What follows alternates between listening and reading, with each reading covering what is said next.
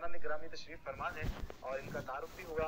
आइए हम इनसे माह रमज़ान मुबारक की तैयारियों के हवाले से पूछते हैं और इनसे पूछते हैं कि माह रमज़ान मुबारक को किस तरह गुजारना चाहिए, हमारे दिन कैसे होने चाहिए, हमारी रातें कैसी होनी चाहिए, हमें क्या क्या तस्बीहात पढ़नी चाहिए।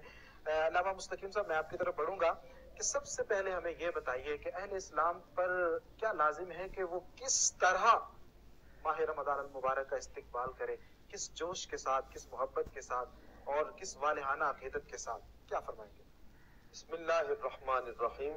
माह रमज़ानुल मुबारक के इस्तिकबाल के हवाले से अव्वलीन नबी अकरम सल्लल्लाहु ताला अलैहि वसल्लम का अमल मुबारक हजरत सय्यदतुना आयशा सिद्दीका रज़ियल्लाहु ताला अन्हा फरमाती हैं कि माह रमज़ानुल मुबारक में नबी अकरम सल्लल्लाहु ताला अलैहि वसल्लम के मामूलात जो थे उनमें तीन नुमाया काम में इजाफा होता।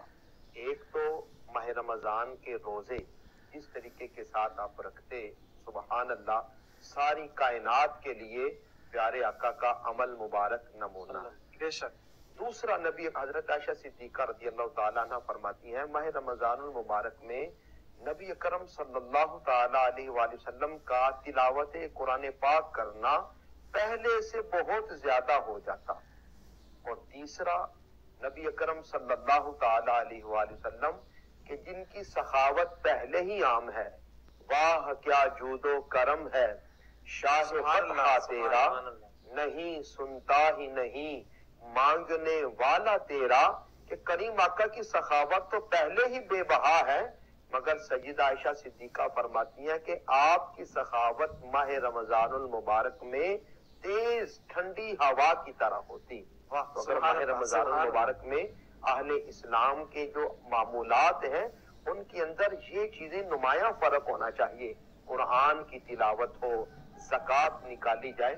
बल्कि हजरत अनस रज़ियल्लाहु ताला अन्हु बयान फरमाते हैं, आपने कहा कि जो अहले इस्लाम का मामूल ही होता शाबान में, यानी कि भी रमजान की आमद है, शाबानुल मुअज़्ज़म में लोग जो है ना वो कुरान पाक की तरफ झुक जाते।